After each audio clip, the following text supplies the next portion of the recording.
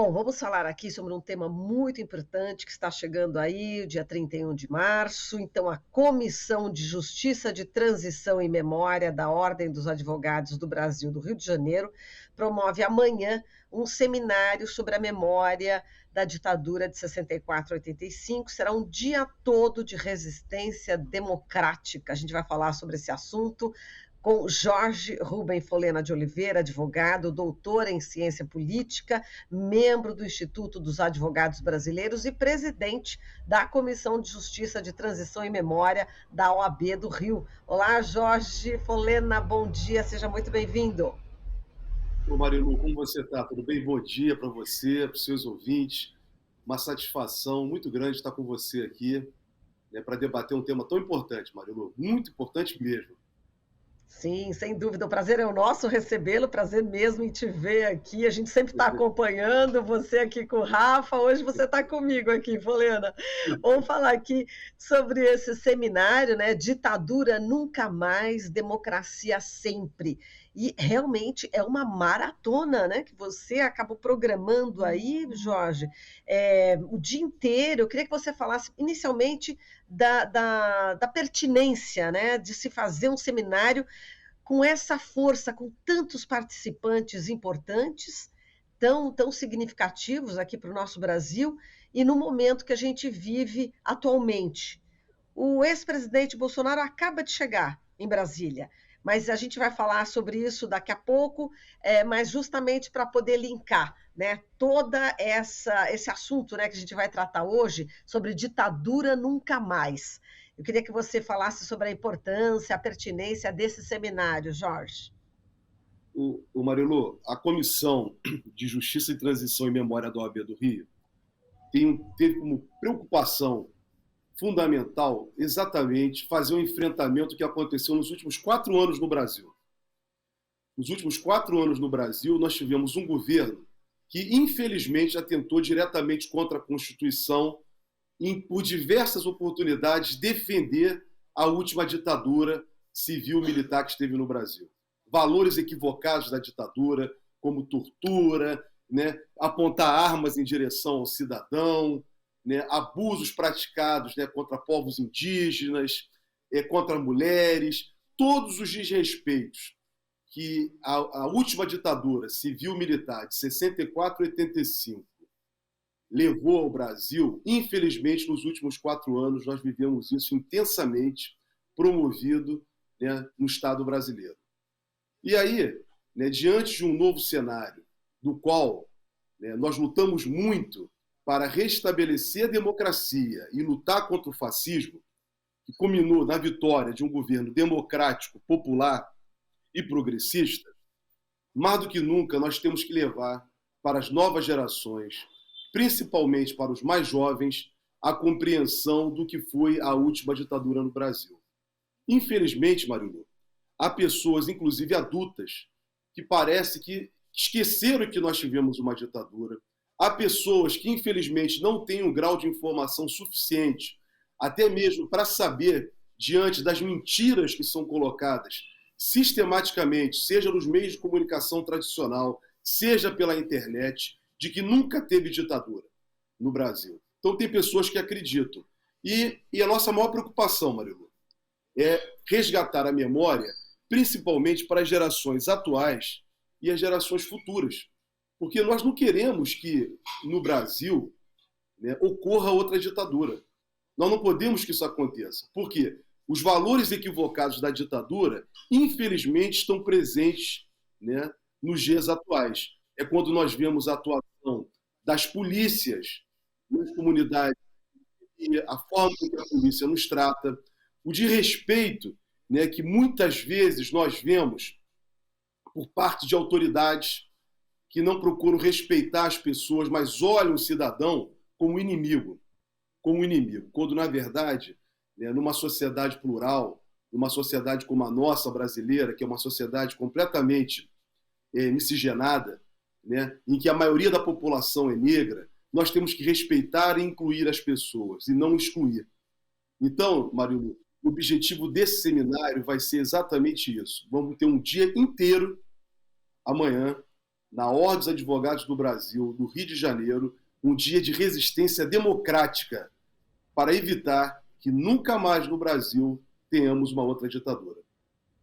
E eu estava vendo aqui todos os cards, né, que você enviou, Folena, e a gente percebe que você está participando de muitos, né, obviamente, como mediador, enfim, e com pessoas de altíssimo nível e pessoas que sofreram na pele, né, Folena, toda essa barbárie que foi a ditadura militar no Brasil. E eu queria que você falasse um pouquinho quais são esses participantes, enfim, um pouquinho da história também. O Marilu, olha, nós procuramos na comissão, né, na verdade eu não vou, amanhã eu não vou falar não, vou ficar mais ali ajudando, né, realmente é algo que toma muito tempo, quero até aproveitar a oportunidade, ajudando mesmo lá, porque vamos ter o dia inteiro, né, e quero até aproveitar a oportunidade, Marilu, para agradecer a direção da Ordem dos Advogados do Brasil, do Rio de Janeiro, na pessoa do presidente Luciano Bandeira, que em momento algum, quando nós apresentamos essa proposta, né, nos deu total apoio e colocou muito claramente, Jorge, aqui é um lugar de resistência democrática. Eles atentaram contra a Ordem dos Advogados do Brasil. Só para lembrar, né, foi na Ordem dos Advogados do Brasil é que eles mandaram uma bomba.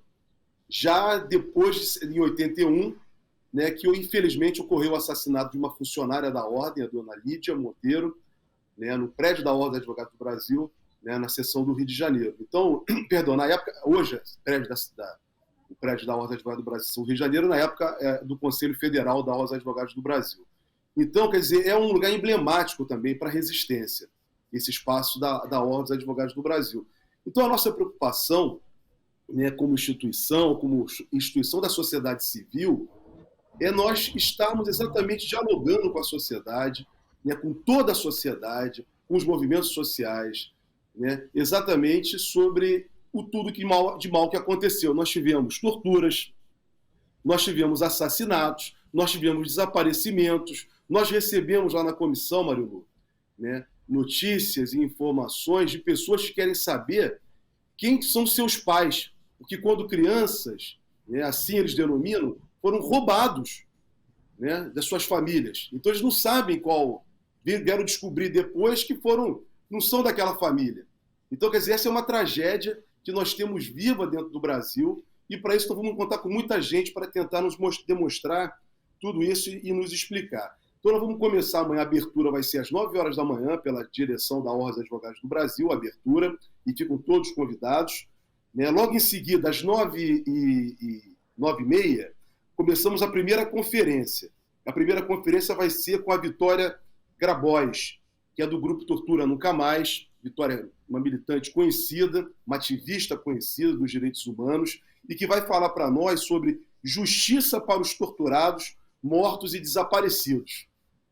Esse é um tema que, infelizmente, né, a gestão do governo anterior e da ministra da Mulher e dos Direitos Humanos extinguiu a comissão dos mortos e desaparecidos. Quer dizer, desrespeitaram as famílias enlutadas, desrespeitaram as pessoas que morreram e que até hoje não temos notícias que aconteceram com elas. Quer dizer, houve um desrespeito total. E o novo governo, ontem, inclusive, teve uma reunião em Brasília da nova comissão de anistia com o Ministério dos Direitos Humanos, e essa comissão vai ser restabelecida, já foi anunciada pelo ministro. Então, esse tema é um tema importantíssimo para todas essas famílias que foram vítimas, que sofreram essa violência. Logo em seguida, às 10h30, vamos iniciar um painel em que nós vamos ter 4 palestrantes tratando de 4 temas, importantes palestrantes. É um painel que nós vamos falar da reparação aos anistiados e a revogação da lei de anistia. O primeiro palestrante vai ser o Aderson Bussinger, que é o vice-presidente, né, advogado, militante, advogado de direitos humanos, advogado trabalhista e sindical, um grande ativista também, e vice-presidente da Comissão de Justiça e Transição e Memória da OAB do Rio de Janeiro, que vai falar sobre a perseguição promovida por empresas durante a ditadura. E vai falar também um pouquinho dessa reunião que teve ontem em Brasília, né, lá com os anistiados, com a Comissão de Anistia. Logo em seguida, nós vamos ter uma outra palestra dentro desse painel, que é sobre a revogação da lei de anistia, com o professor Sérgio Santana, que é professor de Direito Constitucional, é membro do Instituto dos Advogados Brasileiros e também membro da comissão da OAB. Em seguida, vamos ver a professora Carol Promer falando sobre justiça de transição e reparação histórica. E, terminando esse painel, nós vamos ter a doutora Rita Cipaim, que é advogada e é membro da Comissão Nacional de Anistia, falando sobre a importância de uma comissão de anistia num governo democrático popular, ao contrário do governo anterior, que simplesmente indeferiu todos os pedidos dos anistiados, sem menor fundamento. Quer dizer, sem o menor respeito com pessoas que foram perseguidas, pessoas que foram humilhadas e maltratadas pelo Estado brasileiro.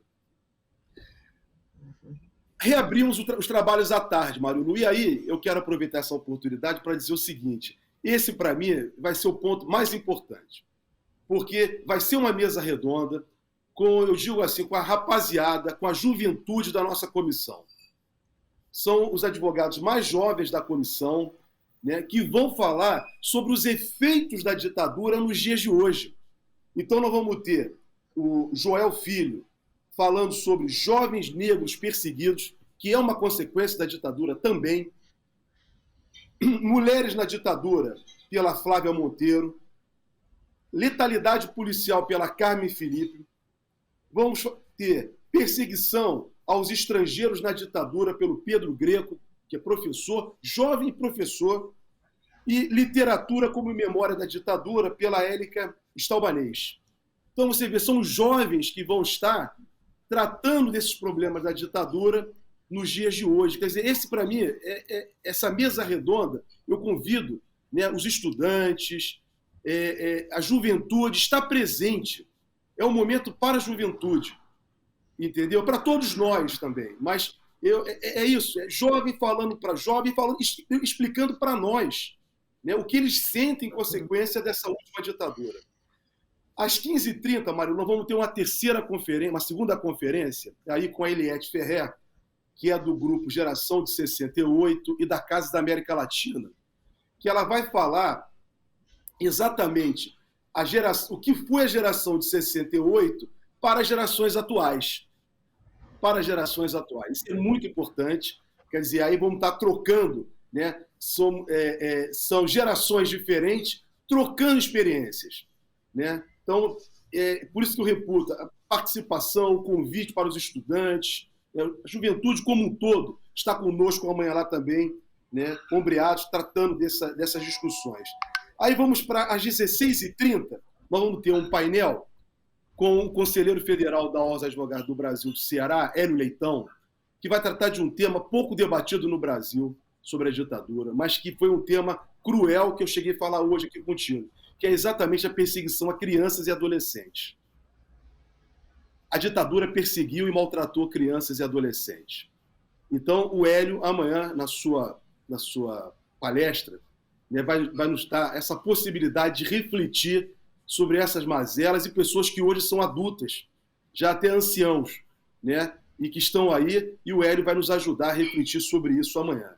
Logo em seguida, às 17h, né, nós vamos ter uma conferência, a última conferência do dia, com o professor Francisco Carlos Teixeira da Silva, que é historiador conhecido da FRJ, que vai nos fazer uma conferência que é uma pergunta, na verdade. Como superar a tutela militar no Brasil? Porque não dá para falar de ditadura no Brasil sem falar de militares.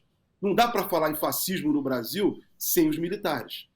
E não dá para falar dessa tentativa de intervenção antidemocrática que está ocorrendo no presente, o tempo inteiro com intervenção militar, com chamados de garantia da lei e da ordem, sem entender os militares.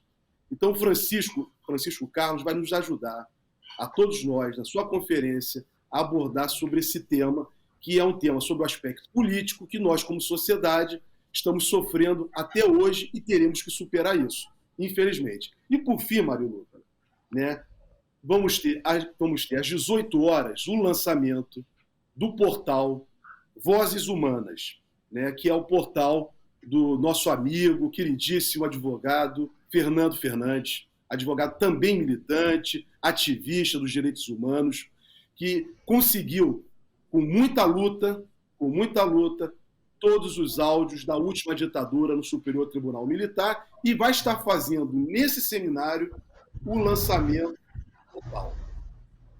Por fim, a partir das 19 horas, nós vamos ter o lançamento de livros, né, do Francisco Carlos, do Hélio Leitão e do Fernando Fernandes, encerrando, né, todo esse dia de resistência democrática. Muito bem. E, bom, as pessoas que querem acompanhar, não estão no Rio de Janeiro, depois terão oportunidade? Ou como é que vai ser, Folena? E também o evento vai ser transmitido, Marília. O evento vai ser transmitido. Todo evento vai ser transmitido pela TV da OAB do Rio de Janeiro, no seu canal no YouTube. Então é importante, eu te agradeço isso. E peço também a ajuda de vocês aí da TVT, se puder em algum momento, né, fazer aí algumas indicações para as pessoas. Eu agradeço muito aí também. Vocês já estão fazendo agora aqui, nessa chamada, vocês abriram essa oportunidade para todos nós. Então, mas o evento vai ser transmitido, quem quiser acompanhar, né, pelos meios de comunicação, tem esse canal disponível aí para amanhã. Mas o ideal, se possível, peço a todos que possam comparecer, temos que estar juntos, né, até diante do que nós estamos vendo que está acontecendo no dia de hoje, infelizmente. Exatamente, no plenário Evandro Lins e Silva, Avenida Marechal Câmara, 150, no 4º andar, enfim, uma promoção, né, uma realização da OAB do Rio de Janeiro, e, enfim, a gente tem aí todos os detalhes, vai ter, né, na TV da OAB do Rio de Janeiro, dá para acompanhar. Agora, claro que eu quero repercutir contigo, né, Folena, a chegada do ex-presidente Jair Bolsonaro, já desembarcando na manhã de hoje, aqui em Brasília, e cheio de surpresas na área jurídica, né? Enfim, ele vai ter que se defender, né, da questão das joias da Arábia Saudita, tem os ataques do 8 de janeiro, tem ainda os mortos, né, a condução na pandemia, enfim, qual que é a tua expectativa, né, Folena, em relação a esse aspecto jurídico, né, que está já preocupando com certeza o ex-presidente Bolsonaro?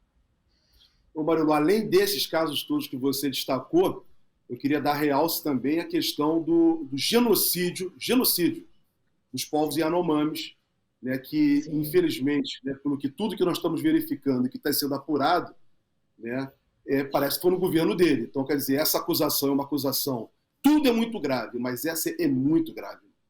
Porque comparar essa situação ao Holocausto. Né, a situação que as pessoas, né, que os nossos Yanomamis, né, foram entregues à sorte, né, a situação que eles se encontravam agora, que nós devemos tomar conhecimento esse ano, é uma situação realmente genocida e que merecerá uma responsabilização, né, das autoridades que estavam à frente do Estado brasileiro.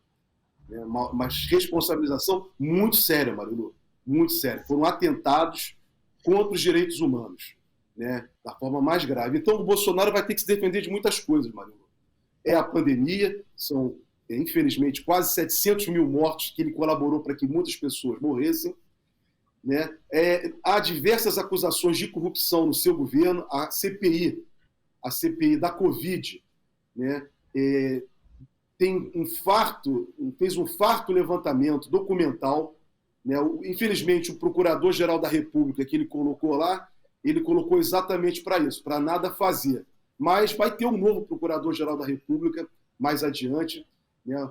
O novo governo democrático, né, irá nomear um Procurador-Geral da República e com certeza deverá ter uma visão republicana, ao contrário do atual Procurador-Geral da República, e que deverá apurar com seriedade tudo aquilo que foi constatado na CPI da Covid. Diversos casos de corrupção, né, compra de vacina. Né, então, são coisas muito sérias. Além disso, Marilu, não é só casos de corrupção dessa forma. É venda do patrimônio estatal, né, como, por exemplo, da Eletrobras, de subsidiárias da Petrobras, no caso de refinarias, empresas, por valor muito inferior. Isso tudo tem que ser revisto, Marilu. Nós não podemos deixar essas coisas paradas, porque se foi realizado vendas com preço vil, isso tem que ser revisto. Não podemos aceitar isso, porque utilizar o Estado brasileiro, né, entregar a riqueza do país, vendendo, como eles fizeram, com um preço que não significa a realidade, isso mostra que foi uma venda fraudada. Então, mais do que nunca, nós temos que ter atenção, né, na recuperação do patrimônio. Né? O presidente Lula, inclusive, já manifestou há 2 semanas que teria solicitado à Advocacia-Geral da União para rever a estatização, a privatização da Eletrobras, né? Porque o preço de venda da Eletrobras é muito inferior ao que ela vale, e sequer essa empresa deveria ter sido vendida. É uma empresa estratégica, é a geradora de energia do país.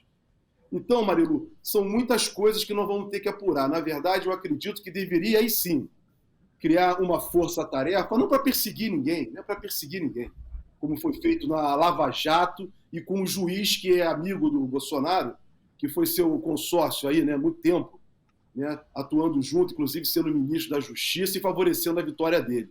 Né, e hoje é um dos seus apoiadores, né, mais destacados no parlamento brasileiro. Não é uma força-tarefa como aquela, mas é uma força-tarefa, Marilo, para apurar tudo isso, porque é muita coisa, que vai desde os direitos humanos, como eu falei, à entrega do patrimônio estatal brasileiro. E nós não podemos admitir isso, Marilo. Está em jogo é a soberania do país, é a dignidade humana das pessoas, é a democracia que está em jogo, porque ele, quando estava no governo, atentou sistematicamente contra a Constituição.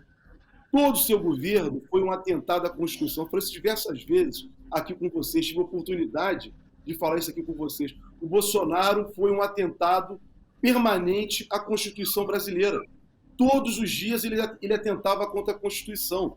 Então isso também tem que ser devidamente apurado, processado, né? Garantir a ele o contraditório, a ampla defesa, mas ele tem que responder. Eu não estou dizendo que ele já tem que ser condenado, mas ele tem que responder. Ao final de um devido processo legal, ter o julgamento. E se for o caso, se tiver que ser condenado, vai ter que ser condenado, como qualquer pessoa. Sem anistia, Marilu. Não podemos dar anistia para ninguém. Exato, fora a ação, né, que tramita no Tribunal Superior Eleitoral, TSE, que pode declará-lo inelegível também por 8 anos, né, Folena? Já era para ter sido, Marilu. Te digo olha, eu acho que nós já discutimos isso aqui diversas vezes. A chapa Bolsonaro e Mourão, o próprio Tribunal Superior Eleitoral reconheceu que eles praticaram abuso de poder na eleição de 2018.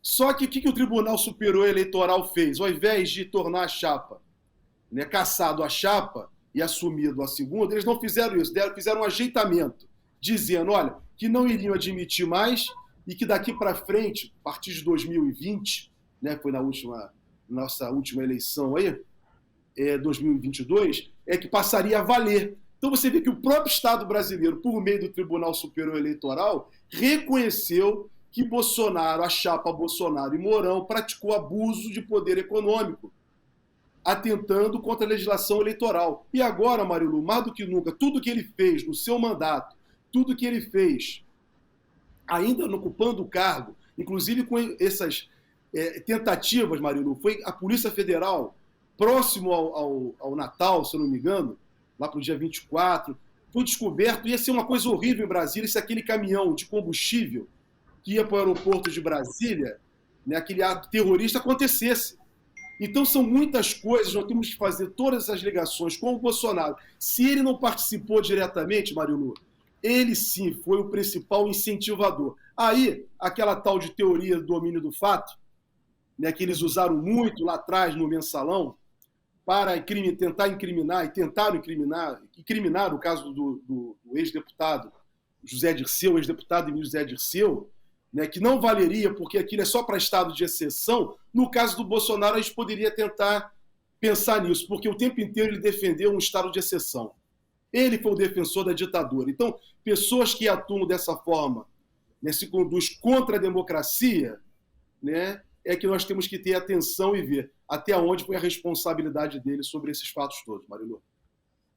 Tá certo, Folena, só acrescentando aqui, estou vendo no UOL que o ex-presidente, né, o ex-presidente Bolsonaro, ele foi aplaudido no avião, mas teve um grito ali no voo, que o grito era cadeia.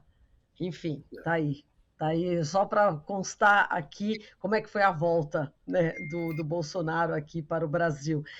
Olha, Folena, foi um prazer falar com você, muitíssimo obrigada, um forte abraço e até uma próxima oportunidade, um ótimo seminário para vocês aí na OAB no Rio de Janeiro, amanhã o dia todo, como você disse, aí uma resistência democrática de fôlego, hein? Muita gente participando e cobrindo, né, esse leque, né, de temas sobre a ditadura militar no Brasil, tão importante que a gente saiba realmente o que aconteceu. Muitíssimo obrigada, viu, Folena? Um beijo para você.